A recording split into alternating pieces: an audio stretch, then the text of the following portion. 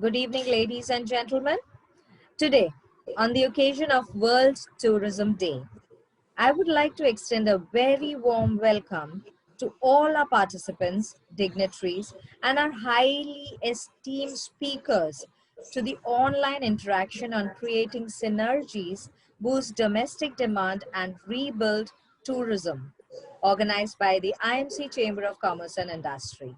All participants will be muted to avoid any disturbances during the course of this session. To consume less bandwidth and have clarity, we will be stopping the video streaming unless and until you are the speaker. Kindly post all your relevant queries in the chat section so that the same can be addressed during the Q&A session. So, to begin, may I request Mr. Juzer Khorakiwala, Vice President, IMC Chamber of Commerce and Industry, to present the welcome address. Over to you, Mr. Khorakiwala.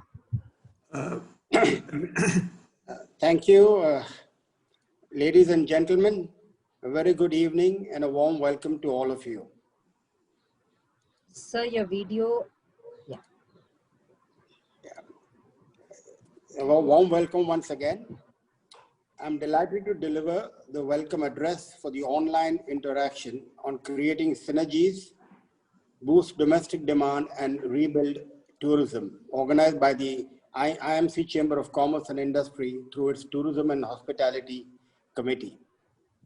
A special thanks and welcome to our chief guest, Shri Suman Billa, Director, Technical Cooperation and Silk Road, United Nations World Tourism Organization, who is with us live from Madrid, and our esteemed guest speakers, Srimati Valsa Nair Singh, Principal Secretary, Tourism, Excise and Civil Aviation, Government of Maharashtra, Shri Nikhil Desai, Managing Director, Goa Tourism Development Corporation Limited, Mrs. Veena Patil, MD, Veena World, Mr. Gurbaksh Singh Kohli, President, Hotel and Restaurant Association, Western India, and Mr. Jürgen Berlom, President and CEO, Jalish Cruise Mauritius Limited, and Chairman, India Cruise Line Association, for sparing their valuable time and being with us today.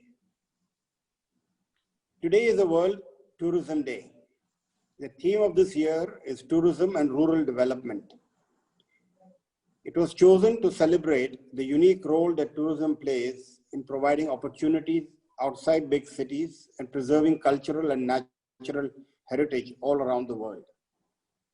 The travel, tourism and hospitality industry, which contributes nearly 10% to India's GDP, is without doubt one of the worst affected sectors amid this pandemic. Without doubt, COVID-19 is the biggest challenge that the global tourism sector has ever faced to date. The United Nations World Tourism Organization estimates a reduction of 60 to 80% in tourist traffic across the world. This means that international tourist arrivals could drop by over 1 billion people. While everyone is awaiting the return of normal times, a strong recovery after COVID-19 is yet a distant away. Normalcy is only expected after a vaccine is operationalized. The tourism and hospitality industry are reinventing themselves to effectively revive the sector in the new normal post-crisis world. The central and state governments of India are also planning to promote state tourism with a view to help revive the industry. COVID-19 pandemic forces us to rethink the future of the tourism sector and the role the government can play to ignite domestic tourism demand. The travel, tourism and hospitality industry has gone through crisis before and fought back. The truth is that the pandemic is temporary and shall pass. However, it would lead to shaking up of the industry with consolidation, synergization and innovation being the new mantra. We have no doubt that the tourism sector will bounce back stronger and play an important role in our economic growth and development. Before I end, I'd like to say a few words about IMC for those who are new to this chamber. Established in 1907 and having its headquarters in the heart of the city of Mumbai, The IMC Chamber of Commerce and Industry is an apex chamber of commerce, trade and industry in Western region with its membership base of over 5,000 members and over 150 trade associations affiliated to it. Together, it represents and advocates interests of over 400,000 business and industry establishments across the country from diverse sectors of industry. The theme for this year is Reboot, Reform and Research. Reboot the business, reform the policies, and research the economy. With these few words, I once again welcome everyone to a very insightful session. Thank you. Thank you, Mr. Korakiwala. Now, request Mr. Farad Jamal, Chairman, Travel and Hospitality Committee, IMC, to present the introductory address. Over to you, Mr. Jamal.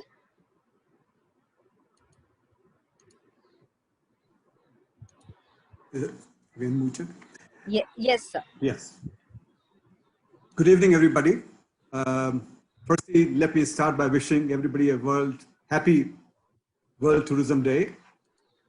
This is the day that's celebrated each year on September 27th. So we thought it was appropriate, despite being a Sunday, we still chose to stick to what the actual World Tourism Day is as per the UNWTO. I can't thank Mr. Billa enough for being here on a Sunday, on a holiday, and also to grace this very special occasion and celebrate this World Tourism Day along with Indian Merchant Chamber. Mr. Billa, of course, as Mr. Korakiwala said, is the Director Technical Cooperation and Silk Road Development at the UNWTO in Madrid. He's held very senior positions in the Ministry of Tourism for many years, and he was the Joint Secretary Tourism from 2015 to 19 in Delhi, and I think in December 19 he went to Madrid. His contribution to tourism sector has been absolutely phenomenal. I do recollect, Mr. Billa, that he launched the Incredible India 2 campaign. And that was an absolutely incredible India campaign, actually, in the real words, because what it did was it repositioned India differently. I remember the ITB when you spoke initially in way back, I think it's 2018. And the transformation from that whole collages story to film, 6 short films that were made, was actually seeing is believing. Actually, that made a huge impact to positioning of tourism for India. And I think many other efforts, I'm not going to go through the details. You've been an absolute pioneer at this, and you've been a rock solid support to tourism sector in this country.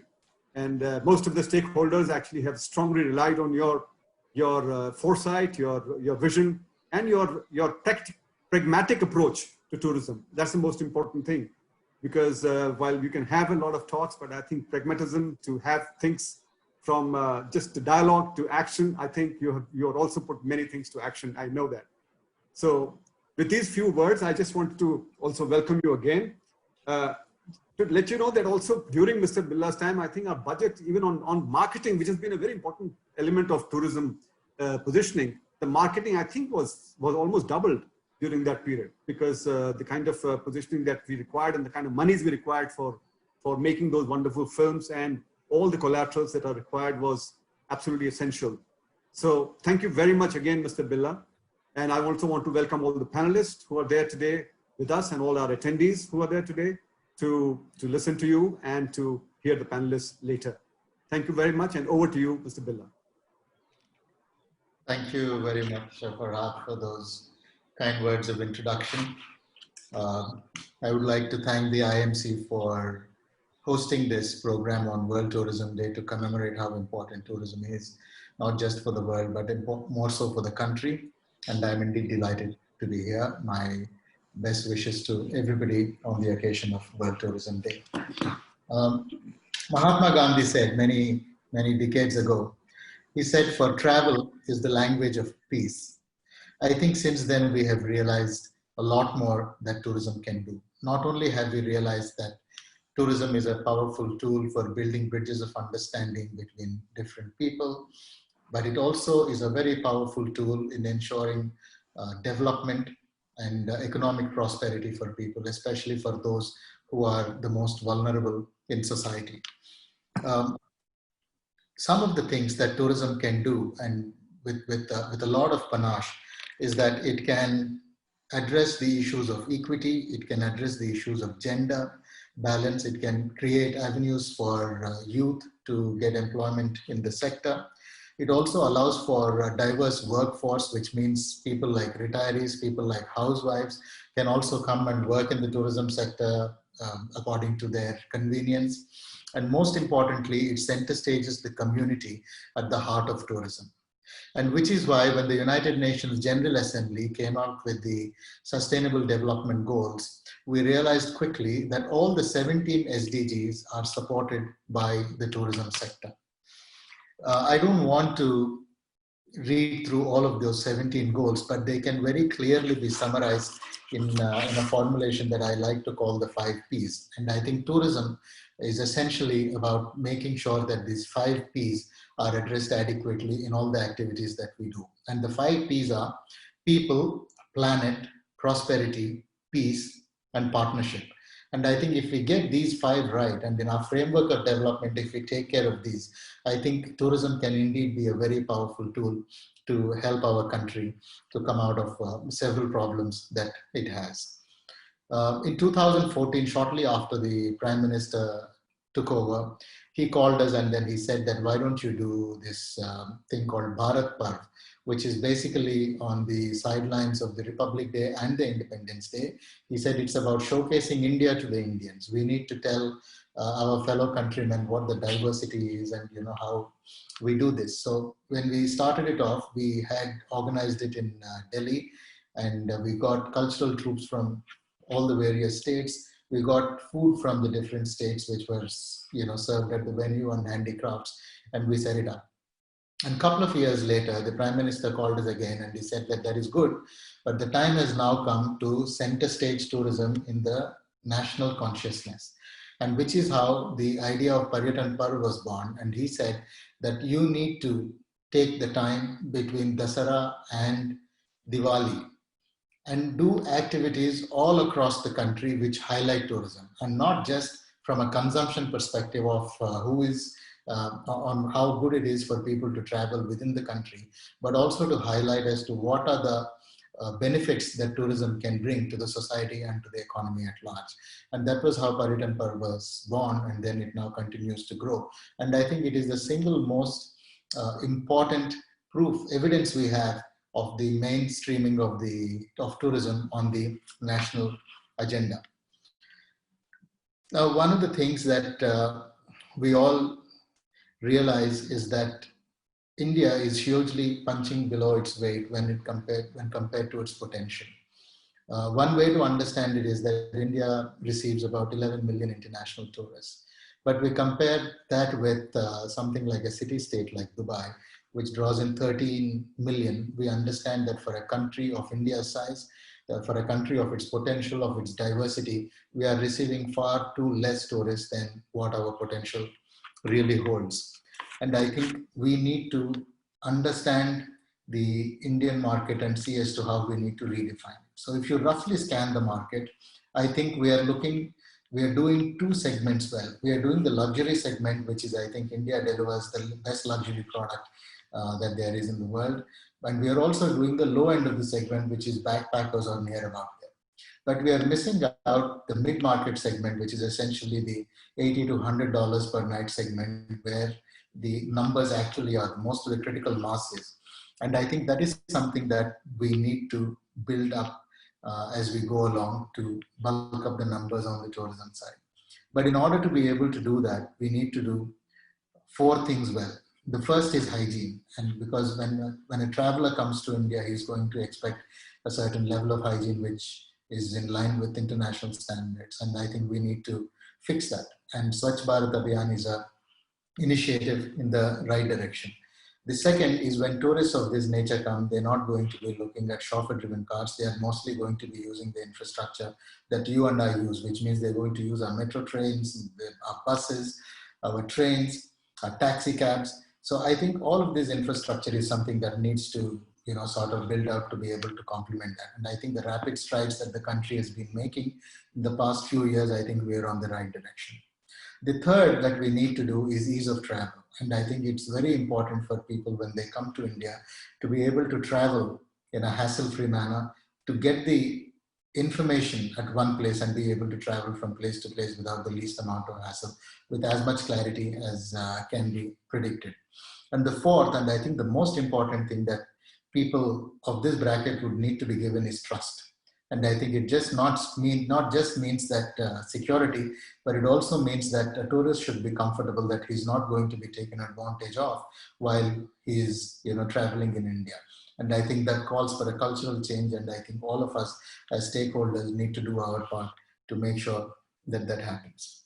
So looking at where we are now and considering the small base that we are operating upon, I have no doubt in my mind that from the medium to the long term, there is only one way for India to go, and that is going to go up.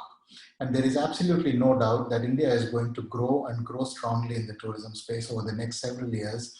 And the only challenge that we are going to have is to ensure that this growth happens within a framework of responsibility and sustainability, so that communities get benefited and we take care of the planet. And those considerations are the things that we need to work on. But I think several of our well-laid plans and perspectives have actually gone out of the window because of COVID-19. This has perhaps been the most dramatic interruption to plans all across the world and to all sectors. As Mr. Korakiwala explained in his opening remarks, the United Nations World Tourism Organization estimates that international tourist arrivals this year are likely to drop anywhere between 60 to 80%.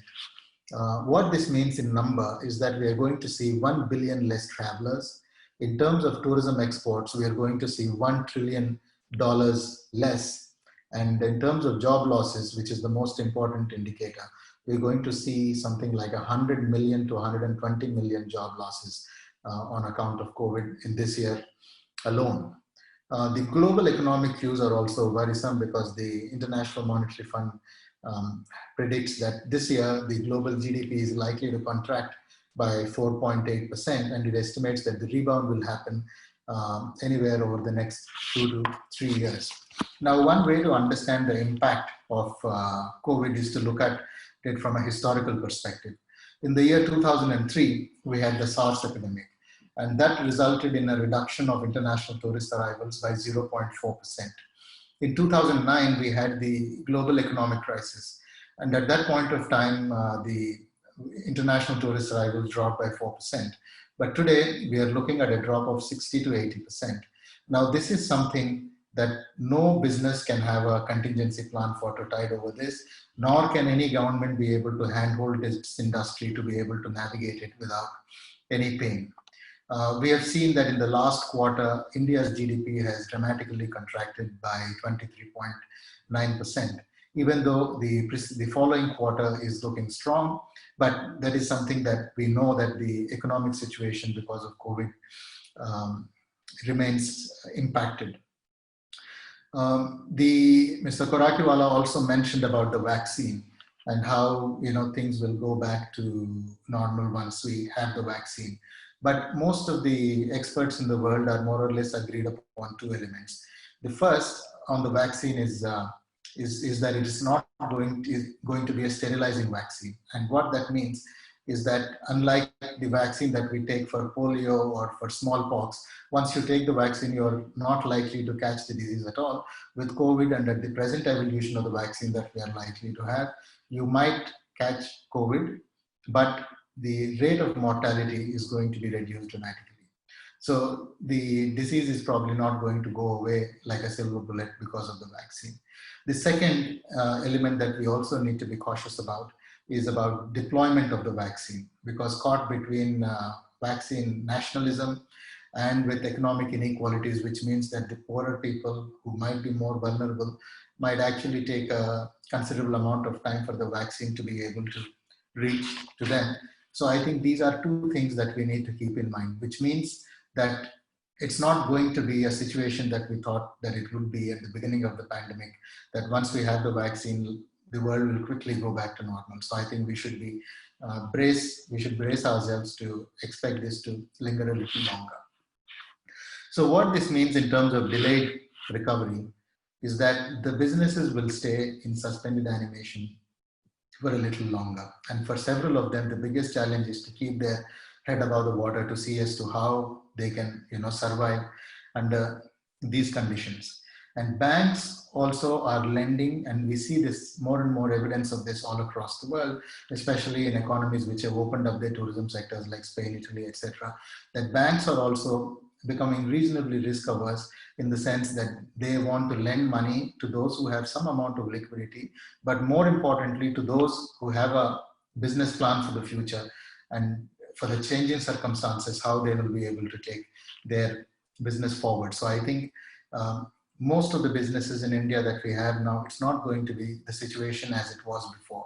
So I think we need to think up a business plan and a business proposition for the new reality that we see to be able to navigate this space successfully. The second element, again, Mr. Parakiwala had mentioned, is about consolidation. And we see a lot of evidence of that in some of the Western countries. Today, we see that there is some amount of vertical consolidation which is happening, which means that a tour operator could be picking up businesses within the value chain. It could be a transporter, it could be an accommodation provider, simply because when some of the businesses go out of play, and if the valuation is right, it perhaps makes sense for the one who has the money to be able to buy it, because it also ensures that his product supply chain is not getting disrupted. But eventually, as we go forward, we might see a situation where we will also see horizontal consolidation, where cash-rich companies and those in a strong position may be looking at picking up other companies. So I think that is the new reality that we're going to be seeing. The only caution that the government should practice in this is that when consolidation happens, they need to ensure that there is a free and fair marketplace and ensure that there are no predatory activities that happen in the process. The other element that we already are seeing and we will see, and which is more or less what I have said, is that the industry is going to see a lot of creative destruction, which means that it's not going to be business as usual. A lot of business earlier used to be about profitless volumes and chasing volumes with thin margins, mass products. I think some of that is going to change, because if people are going to travel, it's going to take a lot of effort from them, not just in ensuring that their health certification and others, but it's also about taking a risk and putting a lot of effort into travel. So I think there is going to be a shift towards more meaningful experiences, and which means that the market will redefine the products for itself. And those who are able to redefine and cater to the changing consumer preferences are those who are likely to survive stronger. And I think governments also need to approach this creative destruction with a little bit of caution, because in the interest of the destination, it is essential that some of the businesses undergo a change. And I think it will be counterproductive for the governments to keep supporting all the old line of businesses as it was before, because resources are finite, and you need to, at the national level or at the destination level, you need to ensure that your business is the most competitive that there is in the world. So I think creative destruction is something that the industry and the governments should embrace. Now, if we look at India, one good way to look at it is the World Economic Forum has it calculates tourism resilience. And essentially what it does is that it calculates it on two axes. On one axis, they look at what is the total contribution of the GDP from the tourism sector. And on the second axis, they look at what is your reliance on the overseas market. And I think when you look at it from that framework, India is in a reasonably comfortable position, because our GDP contribution is around 5 to 6% according to the World Economic Forum. And our reliance on the overseas markets is not too much. I had mentioned the figure of 11 million inbound that we receive every year. But the most crucial figure that we need to understand at this point of time is that India sends out 26 million people abroad every single year. And these 26 million people spend $25 billion cumulatively when they travel abroad. Now, this is the purchasing power that there already is in India. And I think the biggest challenge that we have is to ensure as to how we can retain this purchasing power within this country towards domestic tourism, which will ensure that a significant amount of pain will be removed from the industry as and when conditions become reasonably all right to travel. We are helped by the fact that several countries have health restrictions now and people will not be able to travel easily abroad. But I think the important thing is also for us as an industry and as the center and the state governments to ensure that we make it a value proposition for people to travel domestically and spend that money while they are here. So I think the situation that we are in now, I don't think we have the luxury of waiting for a vaccine. Leave alone waiting for the vaccine to be deployed. And if tourism sector and the businesses are to survive, we need to look at a restart, which can happen at the earliest possible. By common accounts, people think that looking at the pandemic position in India, people think that it should abate by the middle of November or maybe optimistically by the end of October. So I think as and when it abates, and of course there is the winter onset and all of those issues are there, but I think we should be prepared for a November relaunch of the tourism industry, because even with small numbers, with small volumes, it is essential that we kickstart just for people for businesses to survive. And I think to do that, we need to do four things. I think we need to act around four pillars. The first is we need to have strong gatekeeping as far as health is concerned, because you don't want tourists to come from one place to the other and give the infection to the local residents there. So we need to have a clear protocol on health, on what a tourist should expect when he travels from place A to place B. Today, every state has their own protocol, and most of them, we do not even know what to expect with respect to some states.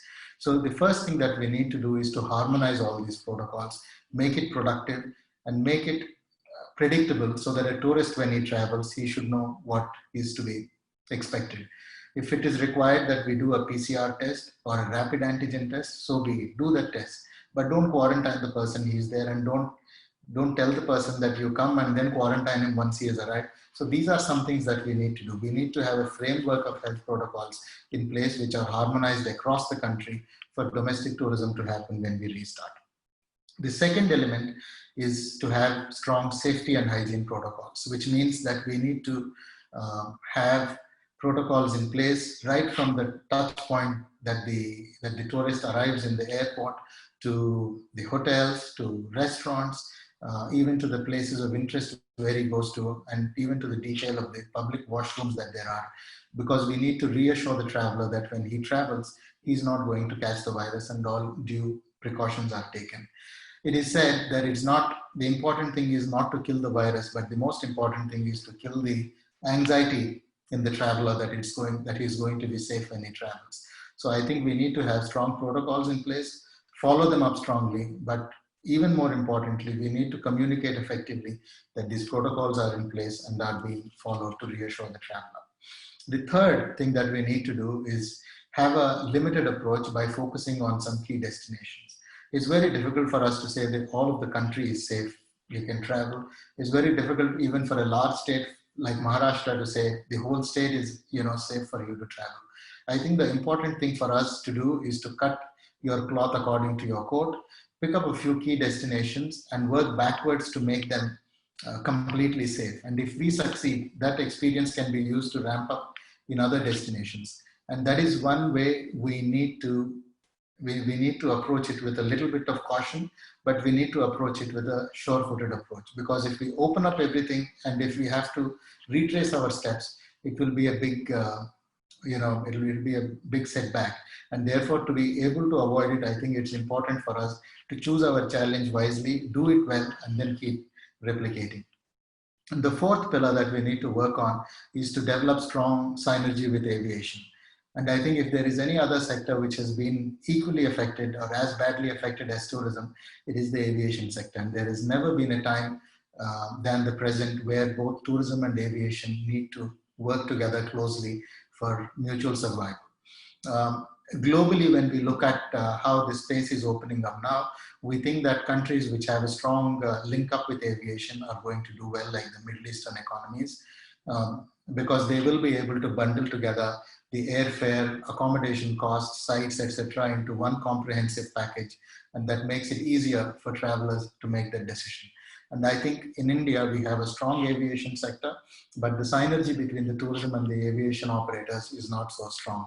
So I think it is important for us to come together and be able to bring some value proposition to entice people to travel. And that's only going to be mutually beneficial. One other trend that we see now, and that's happening all across the country and also in India, is that the OTAs, or the online travel aggregators, are becoming extremely strong. They're becoming powerful because the traditional industry has taken a backseat.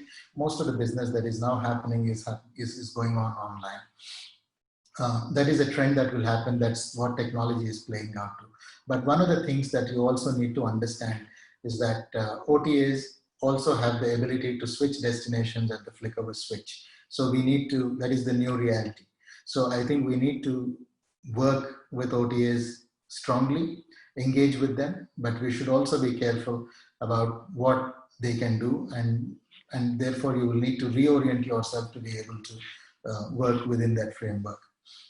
The other trend that I see all across the world is that we will have to mobilize digital platforms, especially for publicity and marketing. The world, the marketing, and Farhat had mentioned about the creatives, the Incredible India 2 campaign. And one of the things that we had done was that we had used TV as a very strong medium, and we had also used social media.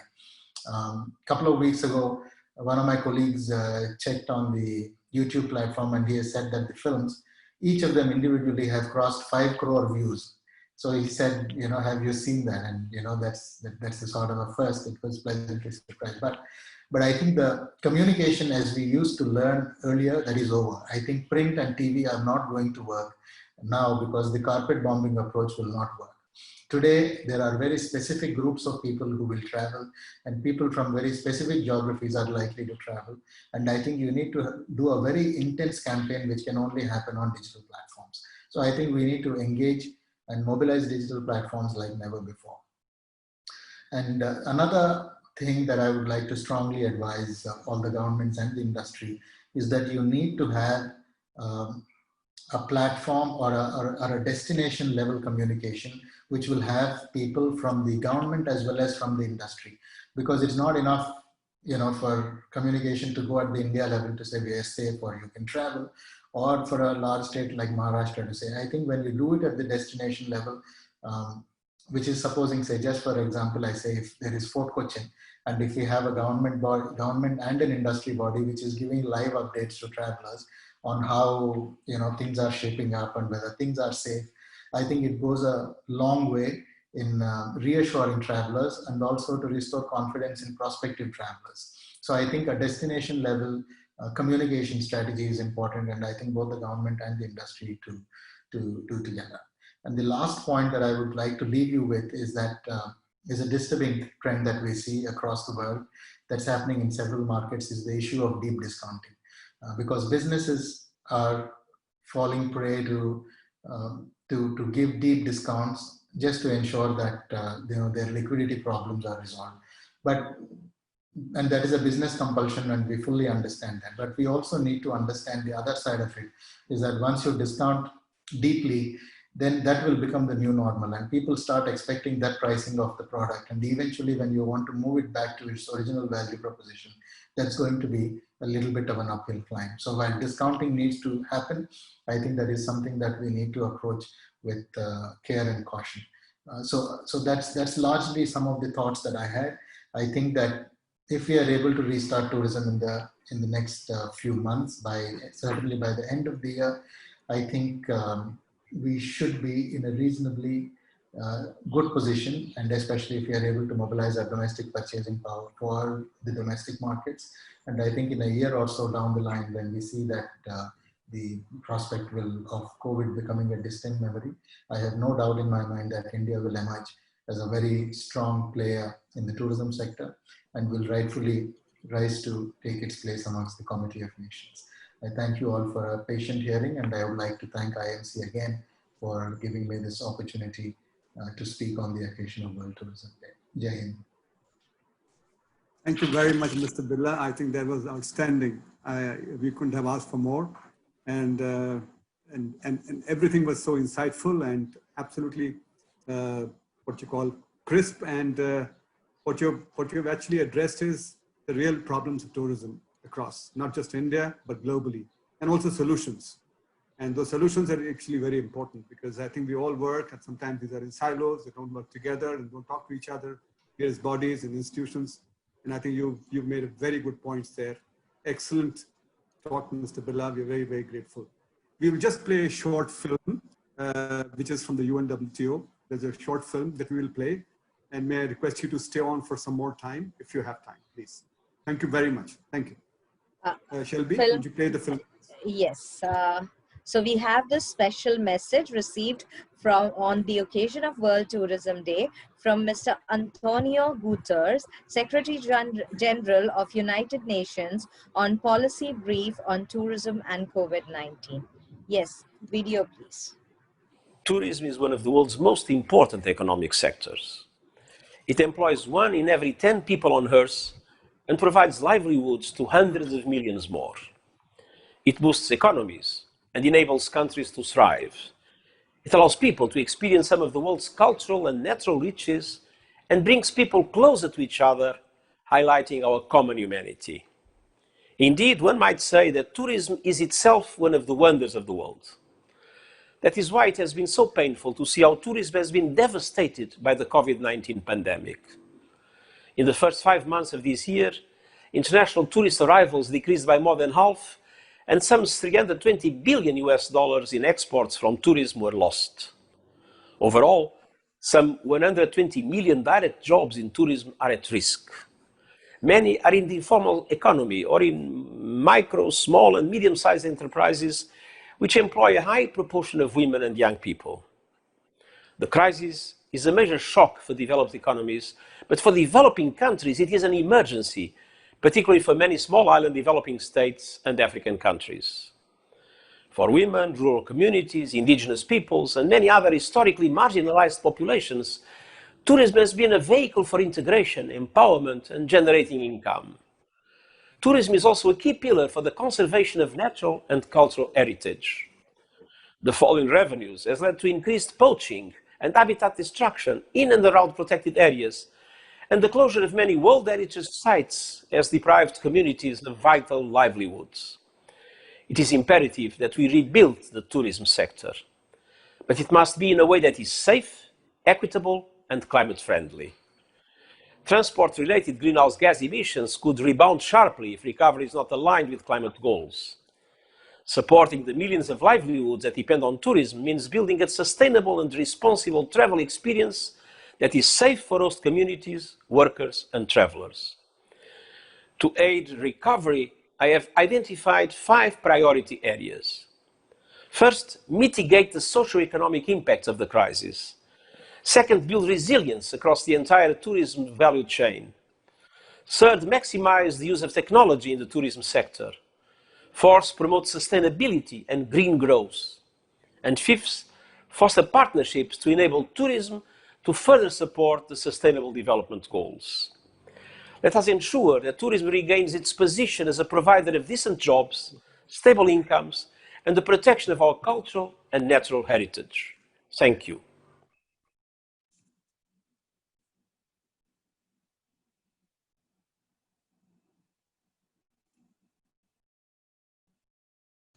Hello. Over to you, Mr. Jamal, for the panel discussion. Thank you. Thank you. Good evening, ladies and gentlemen. Now I have the pleasure of introducing the panel that we have today. They're all stalwarts of the industry, and we are all very excited and very grateful to them for joining for this World Tourism Day webinar this evening. May I welcome Mrs. Valsanar Singh. She's a very senior IS officer, a bureaucrat, a veteran in some sense of tourism.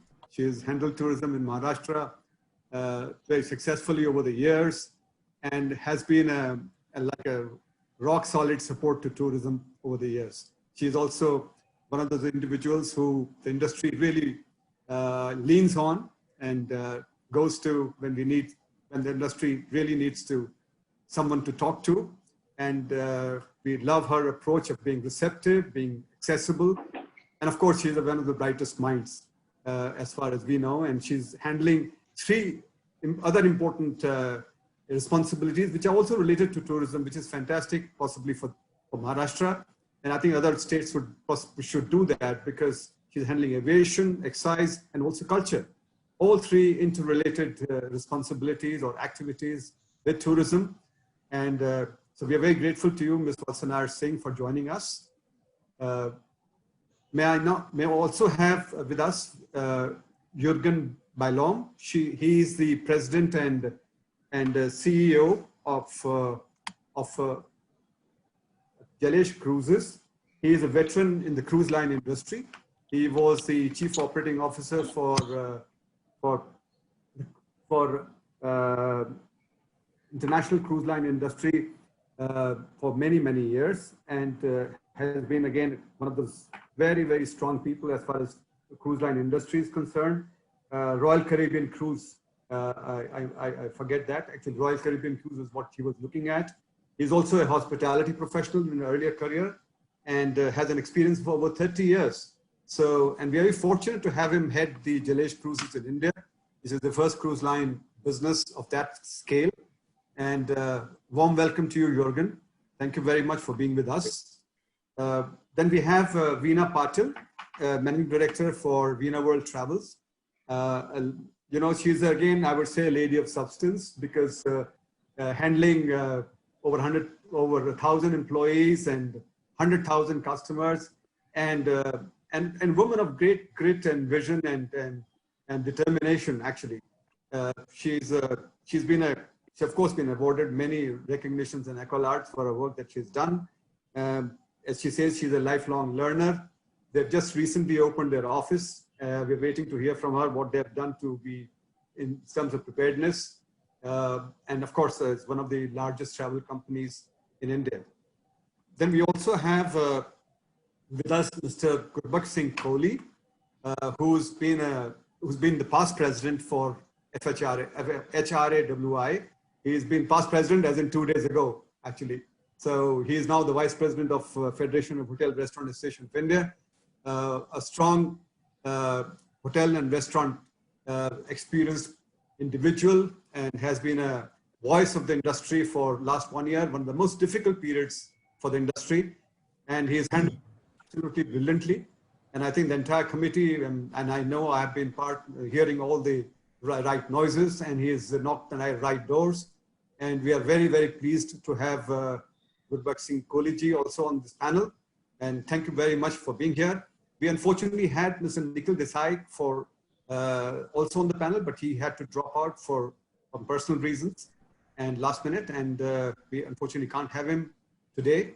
So with these few words, if I may start, just to know questions to the panelists. Just the opening remarks from you, Ms. Valsanar Singh, if you'd like to say a few words. Just the opening remarks from your side.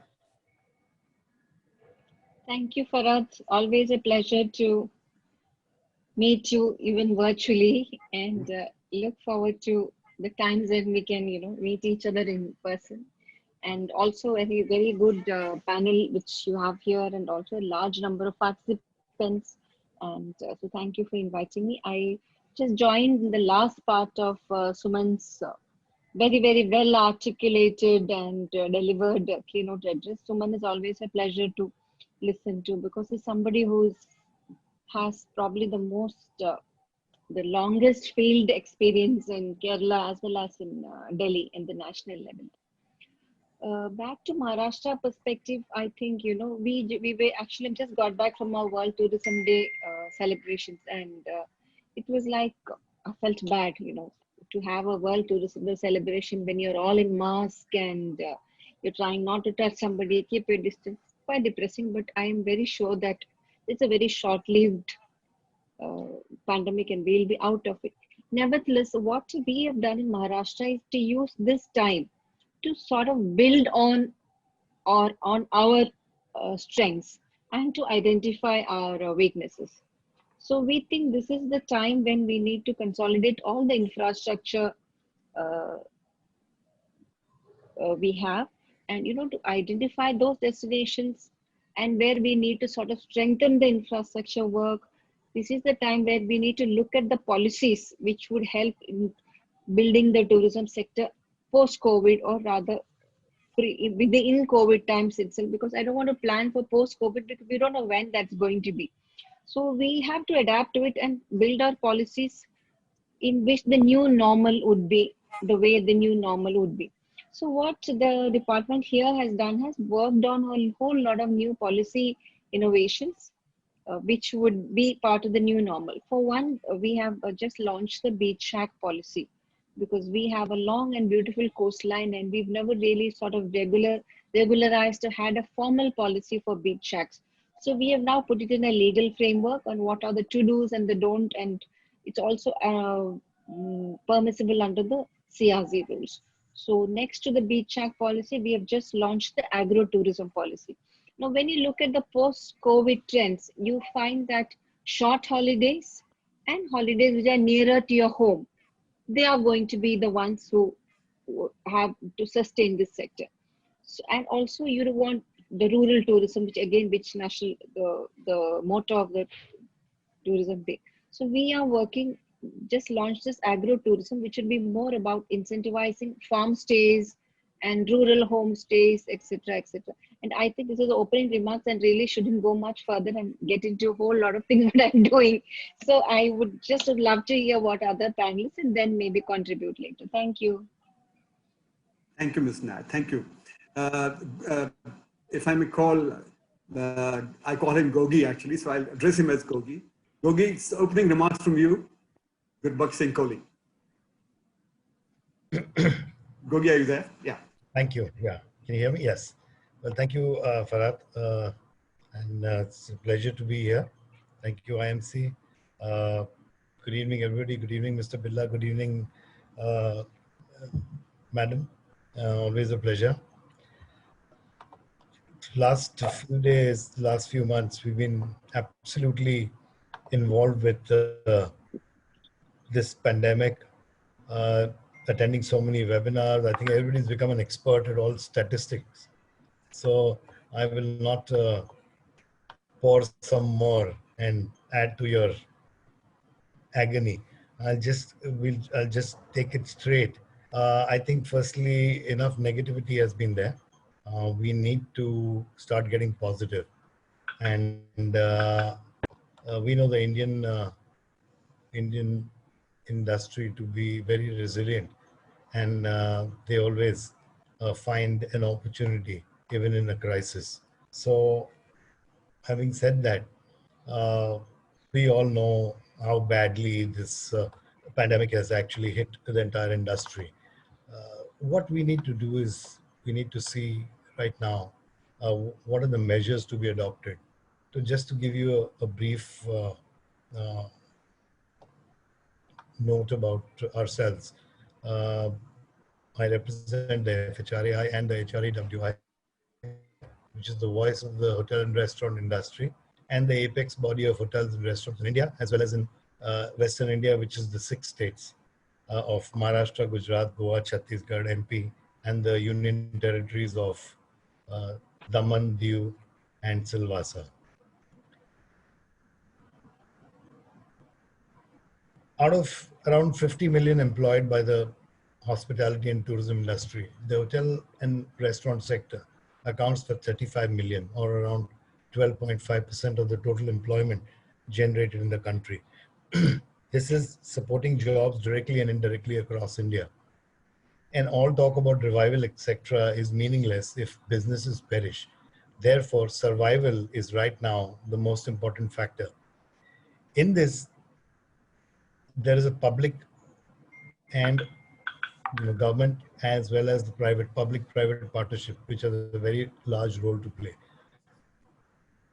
Right now, we know that the consumer confidence is at an all-time low, and our focus must be on how to regain the trust of the consumer. Somebody said we've lost the trust, which is absolutely right. It's not us, it's this pandemic. I also do not subscribe to the thought that we must learn to live with it. No, I do not think so. This is a temporary phase. And if we want to be optimistic, we must see what to do so as to drive this out. And we must be ready for that. We must be first ready to survive, and then be ready for when that comes. And I'm sure that will be pretty soon. The trust comes in when the trust comes in involving the consumer, to make him feel confident to come into your country, your state, your city, your establishment.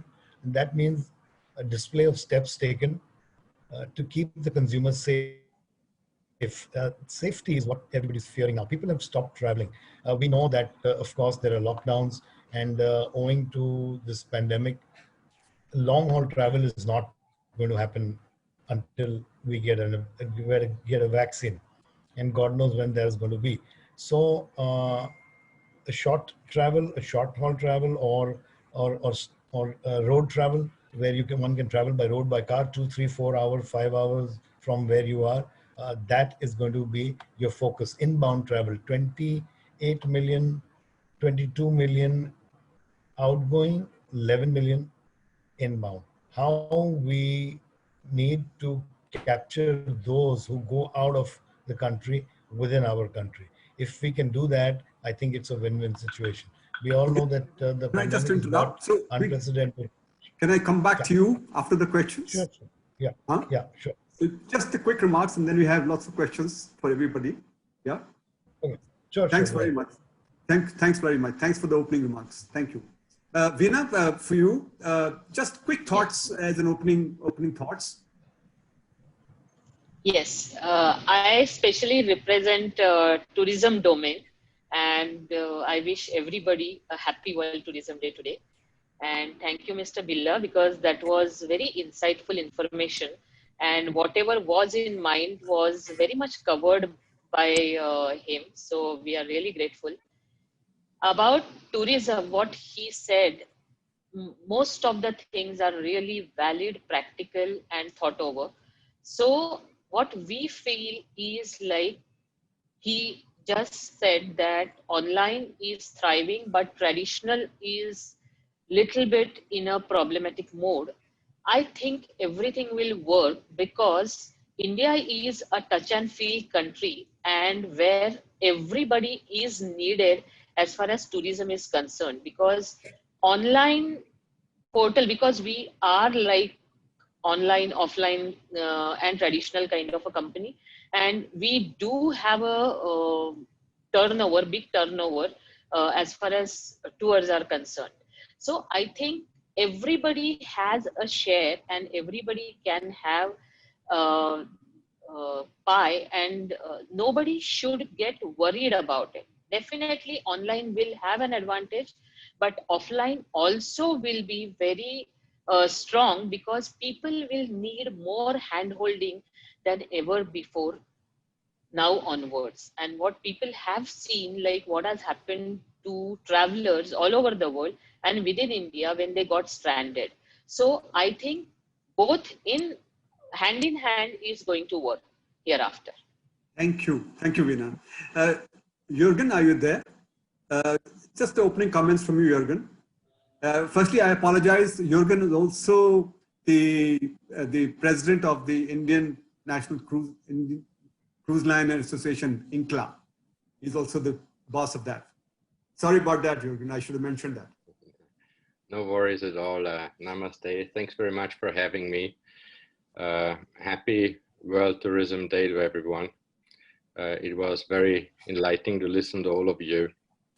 It has been indeed a very challenging time. In our case, in the cruise sector, I think the cruise sector has been extremely hard hit.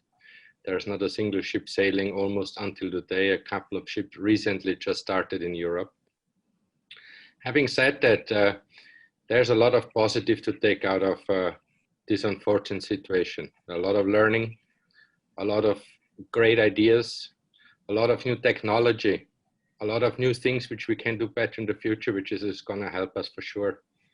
My takeaway is I don't think Corona is going to ever go away. This kind of flu symptom will stay here for a very, very long time. in just a different form of flu. I think we need to do a great job of general educating people, take responsibility for all of their own habits. We need to make sure they do follow their own personal hygiene, washing their hands, using sanitizers, putting their hands in front of when they cough, etc., etc. But I think more importantly is what has happened through this pandemic. A lot of the way people are traveling, and especially our travel policies have changed, which people today can cancel a vacation or a trip almost 24 hours or an hour before they go. And I think that's very, very important, because if we want to make sure COVID doesn't get spread, we need to make sure people are comfortable to say, look, I don't feel well, I'm not good, I'm staying at home, I'm gonna call up the airline, I'm gonna call up the hotel, I call up the cruise line, sorry, I'm not feeling well, please let me cancel or postpone my trip so I can go when I'm healthy and ready to travel again, versus saying, oh, I'm gonna lose my money, now I have to go and travel and get everybody else sick.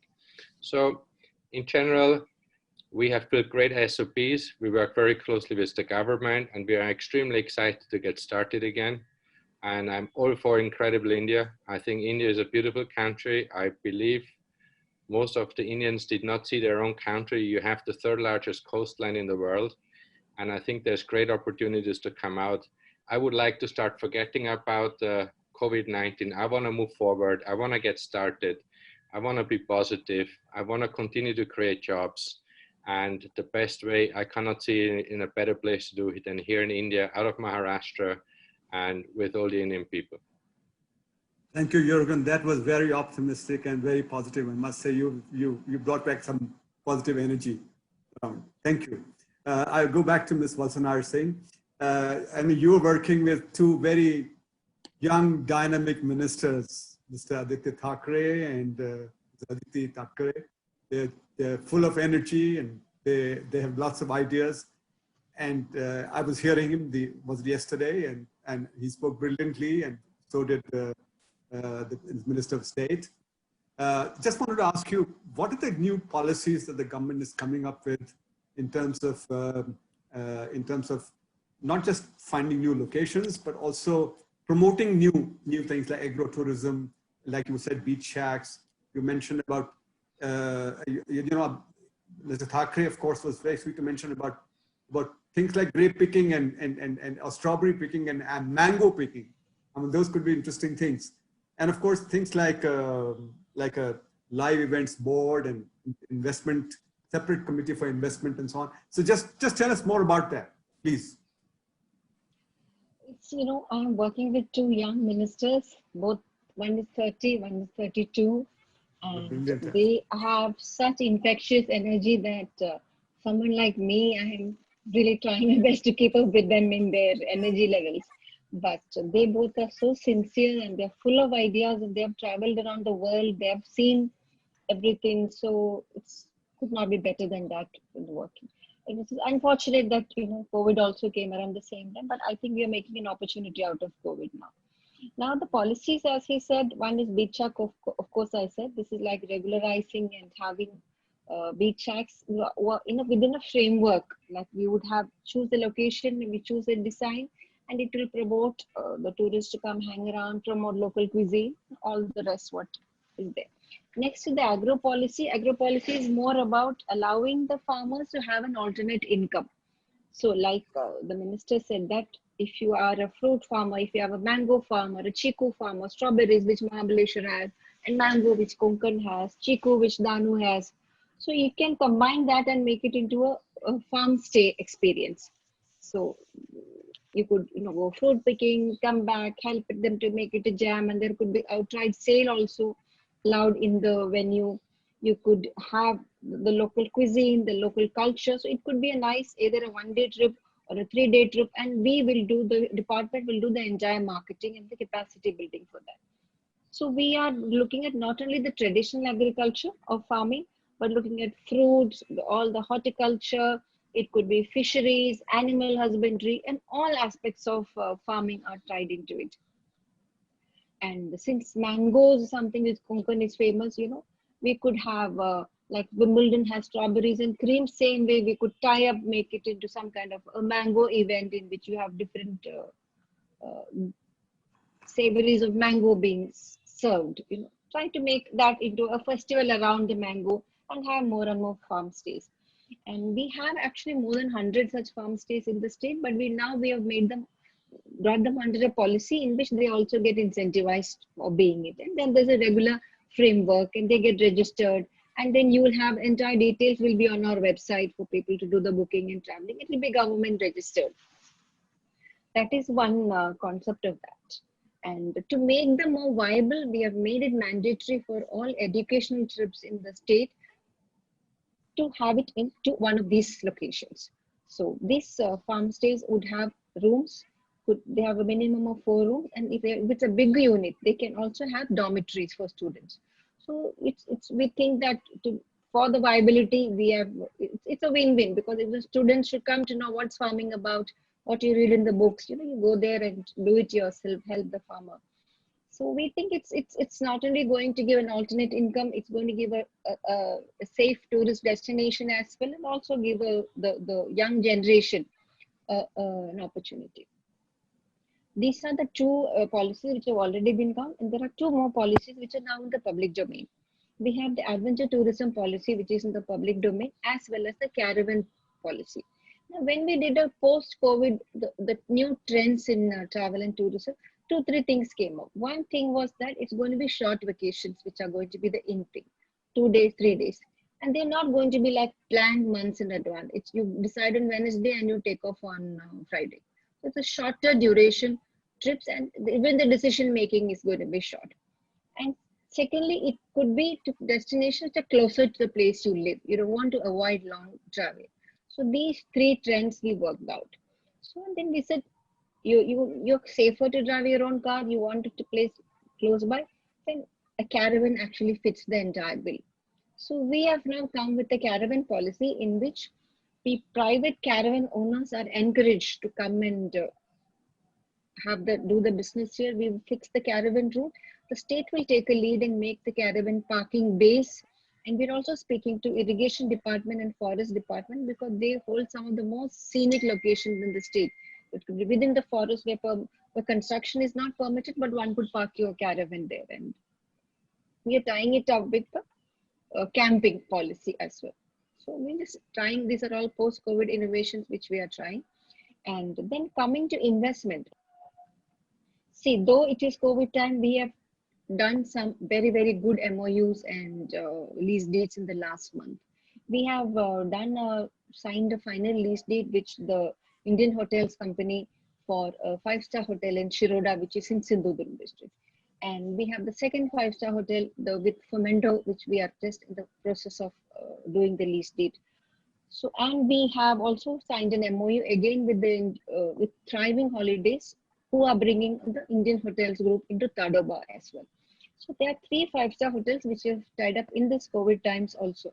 So that made us thinking that yes, there is investment possible, and this time, this is the time to consolidate our infrastructure. So we worked on an ease of doing business for the investment sector, especially for the hospitality investment. So we did the whole exercise. In fact, it's been going on quite some time, but it was never reached the logical conclusion. So we realized there are about 80 licenses which a hotel requires to start business. Of the 80, 10 are from the government of India and 70 are from the state government purview. So then we started the exercise of looking at each one of them. We did an exercise of what is redundant, what is irrelevant, what could be deleted, which all could be combined. The whole exercise went on, and now we have come to the number of 10. So from 70 licenses, we come down to 10 now. And now we are going to work out whether we can make it into a single common application form. So one application form and you get all your licenses. That is the next. So this is something which again Mr. Thackeray has been pushing, and hopefully very soon it will be formalized and it will be put it in the public domain. Another one is of industry status, which was something which the government had adopted in 1999, but the operative guidelines could not be out. So we are now working on how we could do it, though this is not the right time. Post-COVID, all the governments are in a little financial distress. But because we are studying, working on it, and these are the ones which are on the plate now. But the next plate is also almost ready, where we are going to work on a new wellness policy as well, a wellness tourism policy. Again, post-COVID, this is a sector which I think will go on very well. We also find that after in the COVID times and post-COVID, vacation rental homes are going to do very well. So it's not the traditional hotels are replaced by these vacation rentals for a large sector. There's tremendous scope of us, the government, trying to make things easier for the vacation rentals to flourish. It could be another form of responsible and sustainable tourism in encouraging these vacation homes. Like in Maharashtra, if you see, I am told that near Lake Pavana, there are tons and tons of vacation homes, camping. It's a very buzzing activity. So I was requested by some of these owners, and could you bring out something which can help us to do this vacation, because everybody wants to go out. We've all been cooped up for months, and it's safer, it's not congested, there's a place around it. Though we have come with strict SOPs for the entire accommodation sector. So I think this is something we'll be looking at now once these basic policies are done. There's lots and lots we're doing, but I don't want to sort of make it into a monologue. Thank you very much, Ms. Nair. Those are really, really very useful ones, and I'm sure lots of them will come into action very soon. They've been, I think these are all policies that are required, and these are all new thinking. These are all innovative thinking. This is there, but I think what you've done along with the ministers is that you've actually putting a structure to them and making sure that we are able to market these kind of alternative accommodation, if I may use that word, alternative accommodation, where there's homestays and so on. These are all alternative accommodation. Mr. Gurbakh Singh Kohli, from you, may I know from you? I mean, you've been talking to the government a lot, and what are the kind of challenges that you've actually been facing, that or some breakthroughs that you've had so far in the past 1 year under your leadership? Yes, thank you for that. Firstly, it's heartening to listen to ma'am and all these policies. Yes, we have been in touch with her from the last 2 years, I think so, since my term. And I can vouch that she is a friend of the industry, and she spearheads the policies that we're talking about. We know, about the main challenge today is revival and job creation. We know that there are other challenges, but I think jobs is the biggest challenge today. We spoke on how important jobs are and about the loss of jobs, etc. But how does one create jobs? It's just not going to help. It needs a synergy of different things. It has to jobs. One must look at industries like hospitality and tourism that generate jobs and think seriously on how to kickstart those industries. But this cannot happen if the state remains in lockdown. So we need to make these things achievable and lift whatever lockdown there is. People have taken COVID to their strides. They have accepted it. They have understood the importance of hygiene, washing hands, wearing masks. We're every day it's being told to us, and it's for our own good. You see traffic has come back, but I strongly believe that the cure cannot be worse than the disease itself. So to get things back to normalcy, we need to create demand instead of suppressing it. Tourism has many forward and backward integration and linkages with so many related industries. So the single most important thing to do now is to create employment, and that will come when things get back to normal. And we've been vehemently liaising with the government and with ma'am herself, and we have got breakthroughs. Yes, I can vouch that from 80 licenses have come down drastically, and they, as ma'am said, that they still do need to come down, which we really look forward to. We have young people at the HEMP who are interested in doing this job, who do not take tourism as a punishment posting, which is very, very heartening to hear. And we are here to offer our assistance to the government and authorities whenever needed. We just with the request that now I'm talking about Mumbai and Maharashtra. We need the lockdown to be lifted so that this wheel can start turning and revenue starts coming in. Thank you. Thanks very much, Kohli. Jürgen, I need to ask you quickly, how do you see the future of the Indian cruise industry? I think India's cruise industry is fairly unexplored, and I know your company has been trying very hard. So when are you going to start cruising, and how do you see the future of the cruise industry from India? Thanks, very good questions. So I think we had a very successful first year. Pre-COVID, the first 10 months, we were able to reach 100,000 passengers. So I think we had a very successful startup. Because of Challenge Cruises, we have significantly increased India on the map of world cruising with the amount of cruising guests globally. We have doubled that by the first year by 100%. Today, 200,000 Indians go abroad for cruises. We had alone our 100,000 guests with a shortened season. So I think we have a very promising new tourism sector here. We have an incredible coastline, 7,500 kilometers. We're the only country in the world which actually can cruise in its own country and take their own people through their own country. So there's nowhere else this can be done. That's why we created this beautiful domestic product. And our goal remains still the same. Until 2030, we want to create 2 million jobs. There's a tremendous amount of effort of bringing a second and third ship here. But of course, it's not just up to Challenge or Incla. We need all the international cruise line operators to come here. And there where we need the government to help, and they have helped. Most recently, Incla, together with the government, they were able to reduce 70% of the port charges. I think that's very, very important. But I completely agree with Gogi.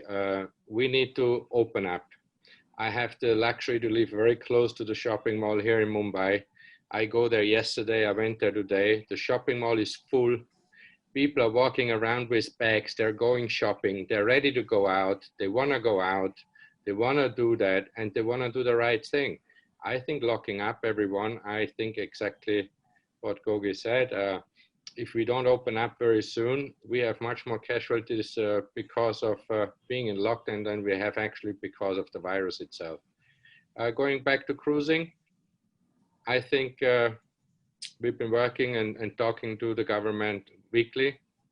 I think we need the cases to come a little bit down. In the meantime, we have set November 6th as a startup date. If we have to delay by a month, so it will be, it's fine. We will be working very closely with the entire travel trade, also with Wiener. Wiener is a very good partner of ours and everybody else. But our focus is really to get people back on the ship. It's a safe haven. We want the crew to have a job. We are responsible for over 1,000 employees here, but we need the trains to start operating, the buses to go back to service so people can go back to their work and offices. I think we just need to make sure that we provide all the tools and all the SOPs for people making the right and smart decision and staying safe. But I think it's time to open up and start getting out on a little break. We don't say to anyone you should travel 20 days abroad, but I think it's a good time to experience a nice weekend or a couple of days or maybe once a week, a nice dinner out. And I think we're ready for that. I think people have common sense. In generally, people are following the rules and regulations. I see it every day here in the shopping mall. And I couldn't agree more with Gogi that it's time to open up, get back on our feet, and let's get working. Thank you, Jürgen. Veena, a quick question for you. You've been sending 100,000 odd people overseas or something around that number every year. How do you see working with the domestic demand? I mean, now that the overseas travel is going to really be very muted, Indians are not going to travel overseas, and there are 25 odd million people who travel overseas every year. How are you working towards making sure that the Indian traveler starts traveling as Wiener world? Yes, it all depends on actually how easy the travel we are making to our travelers. And this is an opportunity to actually a dream come true kind of a situation of our honorable prime minister, like dekho apna desh is his mission. And like our Maharashtra tourism ministers, young tourism ministers, they are also looking at Maharashtra as a new thing as far as tourism is concerned. What has happened is COVID has actually given us opportunity to look at ourselves in a different manner, in a new way. And that is what, like, we are staying at home, we are looking at our home in different way, and we are finding lot many new things in our own home. Similarly, we are finding new things in our own India, because we are we are balancing, like we are having international market, we are dealing in a domestic market, we are a strong player in even showing India to our Indian travelers. So what we are seeing the opportunity is, whoever, like those 100,000 passengers who were going out with us, or many tour companies, they are now looking at India. We have to come up with new ideas. The old thing is not going to survive us as far as India is concerned, as far as Maharashtra is concerned. We have to look at it differently. Like, we have started seeing, because after 3 months or 4 months of lockdown, we started seeing uh, towards our Mumbai in a different perspective, because this new traveler, how he will want Mumbai to be looked at, or how we will show him or her our Maharashtra or our India. Like, for the opportunity is like, for when we say that long haul will not happen, but I think we have to look at India in a two different perspectives. Like, one is like, consider India like Europe, like our every state is like one European country, and how Europe is booming with tourism. Like right now also there is travel happening. I think India is also, we can compare, because see, we can learn from many things, those who are doing well. So I'm finding we can treat India as Europe, and treat each of our states like European state, and just see that, because economy should move, and economy can drive with interstate traveling. And for that, I think we should have one common policy, tourism policy, because as Mr. Billa said, that by November, things will start happening. And we, with our experience also, we are thinking that yes, November, bravehearts will come out of their homes and they will travel. People have started traveling. People have started bookings with us. The inquiry level is going up every day. And even after lockdown of 7 months, we are opening our offices from tomorrow, followed by today's World Tourism Day. And because, as he said, that we have to start somewhere. And when people have started showing the interest, I think we should not say that we are not yet open. So we are opening, we are starting tourism. We are just hoping that aviation should give us a definite kind of answer, because if we are going to take our tourists, because tourists have traveled, like we had tourists who traveled to Udaipur and they came back, first of their flight got cancelled, but tourists were considerate, they were knowing the situation. So see, people will understand the situation, but at the same time we have to make sure that uncertainty should come to some certain levels now, because it's high time, and that kind of confidence should be built in customers' mind. That is what first thing. So we should look at, like, if we want to say that, if we are looking at Maharashtra, we should see, like we have started seeing Maharashtra, because when doing all over the India tourism and all over the world tourism, Maharashtra was somewhat left behind, because it was our state. People will not need our means our help to show them Maharashtra. But now we have found out that how we can make Maharashtra interesting for our own people. how a Mumbaiker will find Mumbai interesting with the help of Innoworld.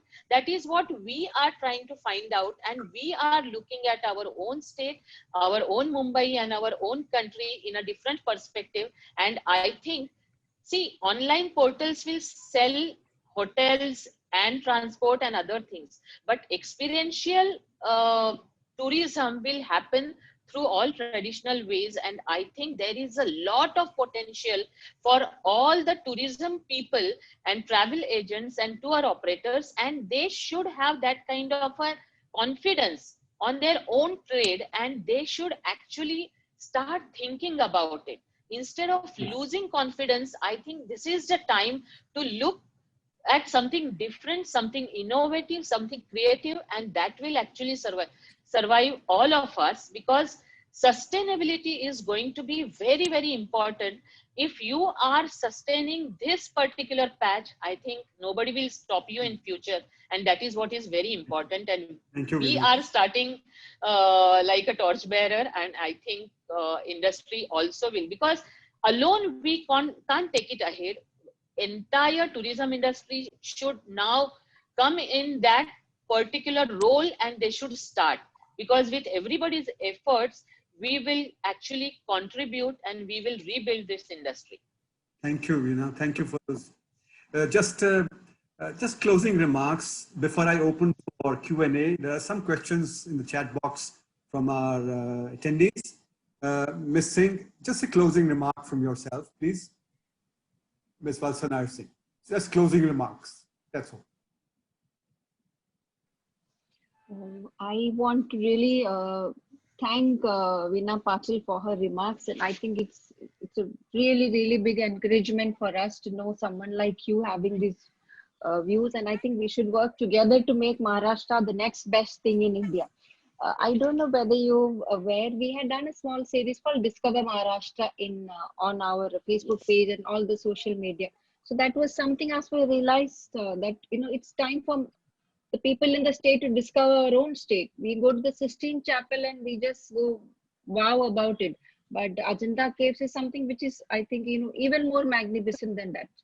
So sometimes, some ways we have to go far to realize that what we have at hand is even way more interesting. So I think this is a great opportunity for the state to come forward, the state to pitch itself, and then I really would love to work together with you on how we can get packages. Also, spiritual packages is something which is very big in Maharashtra, since we have the Ashtabhinayaks and the Shakti Peeds, the Nashik Shirdi Trambakeshwar circuit. So I will be very happy to take it forward and to give Maharashtra its due in that. And we are also trying to come with a very strong communication, because I was talking to a lot of stakeholders, and many of them felt that very strong statement from the government is lacking. One is about how safe is Maharashtra. So we want to say, yes, our state is safe for the tourists to come.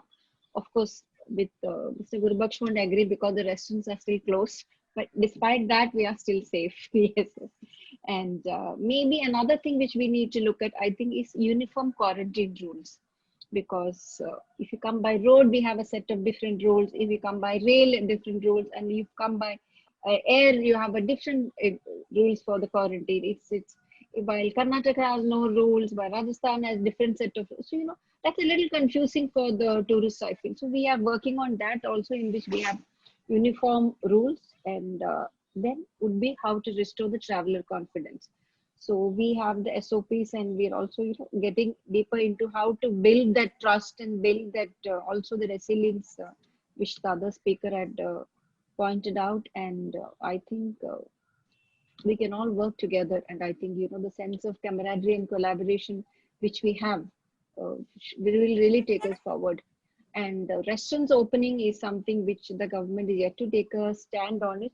I don't know whether you are aware, but Maharashtra government has just started a new scheme called Maje Kutum Maji Jawabdari. It's about my family, my responsibility. So the general thought process is that let this campaign get over, because the entire state machinery is behind this campaign, and this is supposed to get not only testing to detecting comorbidities, all the things associated with corona. So once this one phase of this campaign is over, And I think that the rest will be open after, because after that we think that people will be sufficiently educated and aware of how to handle this. So I think we'll just request a few more days for that. Thank you, Thank Ms. Singh. you. Just while you are there, I just want to ask you one question, which is in the chat box. It's asking you that we've had government had an MOU with Airbnb in 2000. MTDC had an Airbnb MOU in 2018. How would the vacation rentals fit in that? See, we had an MOU with Airbnb, but it did not take off. There was little talks in the beginning, but it did not take off. And that was basically the one was to build for capacity building in our state, for the more and more of the homeowners could think about converting into Airbnb, so that they take you on a global platform. And if once Airbnb certifies, it's a win-win for both.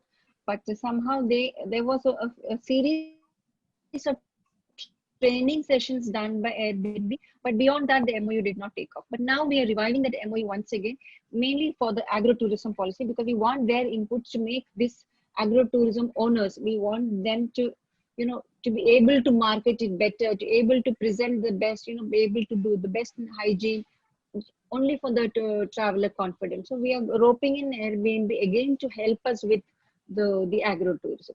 For vacation rentals, we've really not thought about Airbnb as such, because it is still totally a private a kind of venture now. The government has not got into vacation rental with Airbnb yet. Thank you, Ms. Thank you, Ms. Singh. Gogi, your closing remarks quickly, because we have some more questions there. Okay. Thanks, Farhad. Well, as I said earlier, every group is pressing the reset button in the hospitality business and tourism business. The new norms have required you to take greater levels of hygiene and comfort, and therefore that goes and it goes a long way in creating trust for your guests, because that's exactly what we're trying to do, create trust so that people can come out and move. Lockdown, I think, has created too many barriers, and the word social distancing is a little scary now. I will also, I think we just call it distancing. It's just social distancing, because man is a social animal, and whatever you do, post-lift of lockdown, man will continue to look at a very quality live experience as distinguished from the lockdown computer-generated e-mode, which we are living in now. I don't believe people will continue to work from home, nor will they volunteer to have e-meetings. Contactless will be hopefully a word in the past. And we look forward to meeting people and not leading a life of a recluse. So with these words, I just look forward to a better economy, creating synergy, sustainable tourism. And I think we have learned a lesson, everybody has, so we are educated enough to restart. And it can only happen, as I said earlier, the wheel of revenue will start once everything fits into the cog. So just expecting the best and hoping to kick Corona out. One thing I would like to add is, we need to just get depression out of our mind. The first thing that I pick up and call everybody, I mentioned to ma'am the other day also, this needs to be taken by the central government. You pick up the phone and you get this message which says Corona and so please stay away and all that. I think we should start, every state should start, when you pick up the phone, it should say, please come to India, please come to Maharashtra, please come to Chhattisgarh, please come, we are ready for you and we're waiting for you. So with these words, thank you, Gogi. That's brilliant. Thank you. Thank you. Jürgen, just a quick one from you. Closing comment. I would say, I think in the last 7 months, everybody had enough opportunity to create their SOPs. I think everybody is ready. I live in a hotel since 2 years, so I see it every day what progress is made. I'm right next to the biggest shopping mall in Mumbai. I see what's happening there. I think all what we need to do now is have faith in the industry. Let them demonstrate all the SOPs they put in place and how ready they are. But for that to do, we need to open up the country and make sure traveling is starting. I think in 7 months, to put everything in place much better than it ever was before. I think that's a great opportunity to restart. I think there's a great opportunity to recover quickly, and the greatest opportunity to promote incredible India in India. So I think we have a lot of good things going for us. There's a good lessons learned about COVID-19, and let's hope we get all back on our feet quickly, start selling, start enjoying Mumbai, start enjoying Maharashtra, and show off a beautiful country to everyone else. And thanks very much for having Thank us. you. Happy World Tourism Day. Thank you, Jürgen. Thank you for being there. Just the last question to Ms. Valsanad before we do a vote of thanks. The gentleman is asking two questions actually. Can we create a bio bubble for hotels in India where people are not, like the IPL has in Dubai? And the second one is, do we have a tourism task force in Maharashtra? We do have a tourism task force in Maharashtra. We have created it actually during the COVID times to plan the post-COVID revival, and the meeting is, I think, also scheduled, I think, this week or next week. Though informal task force meetings have already started, the formal one would be just about to happen. And about bio bubbles, I think the private hotels, the kind of SOPs that the government has given, if that is followed, it's more or less like a bio bubble itself. And I think, the government creating a bio bubble, I don't think would work, because I think it's the hotels are run by responsible citizens, and I'm sure they would themselves be looking at it, because it's their business on. So if there is any support or help required from the government, we'll be ready to do that. Thank you so much. I just want to say there are only 5 things that we require. I think safety, what you call good health, hygiene, and of course, that trust when you go to visit the places. That trust is very, very important. That you'll be safe and you'll be fine. And last but not the least, everyone is looking value for money now, because people are a bit cash strapped. So wherever they go, people are looking for that value for money. So may I now request our Director General, Mr. Ajit Mangulkar, to give a vote of thanks, please. Thank you, Farhat, and a very good evening to ladies and gentlemen, and wishing everyone a very happy World Tourism Day. It's a great privilege to be proposing the vote of thanks. In fact, what's been an extremely positive discussion. Tourism industry has been probably the worst hit in this pandemic, but today was a real refreshing change in the discussion that we had, really full of positivity. And I think one thing we can take over is that let's start getting positive and hit the reset button. I would like to thank Mr. Suman Billa, who really, kick-started the whole thought process and putting together everything in such a lucid form and just putting to us what the real problems are and what are the solutions. And I think that really, set the tone. I would like to thank Mrs. Valsana Singh, our guest of honor, for really telling us a lot of what Maharashtra intends to do. And Madam, I would like to tell you that this year, the Chamber really wants to play a very big role with Government of Maharashtra, and you have in us a very strong ally. And we've got a great dynamic team under Mr. Farhad Jamal and his committee. And whatever plans that you may have with private operators, with the trade body industry, IMC is there to support. So we would really like to push this forward. I would like to thank Mr. Gurbakh Singh Kohli, who really, put the words in everyone's mouth that, let's get out of this lockdown. And sir, we are fully with you. We are all waiting when this can happen. Of course, we are all responsible. We're all waiting when this can happen. Of course, we are all responsible citizens. And we are looking forward. We are looking forward to this, Mrs. Veena Patel, for really sharing your insights on what we can really do in Maharashtra, and giving a lot of cohesive thoughts where the chamber, the government, and the industry can come together. And of course, Mr. Belom, we are looking forward to you starting your business. And as everyone probably would think, the buzzword is November, because that's what everyone is saying. So God willing, and with everything behind us, hopefully November is when we restart. So thank you so much. I would like to thank Anup Misal, who is the officer in charge for this committee, for really putting this together, and all the entire backend team at IMC, our IT team, without which this would not be possible. So, and our extremely patient and very interested audience. We had over 250 members and joining in on a Sunday. So this just shows that this was an important topic and it really went off well. So full of positivity. Let's look forward. Thank you. Thank you very much, everyone. Thank you. Thank you. Thank you Thank all. you. Thank you all. Thank you very much. Thank you. Thank you. Thanks, everybody. Thank you. Thank you.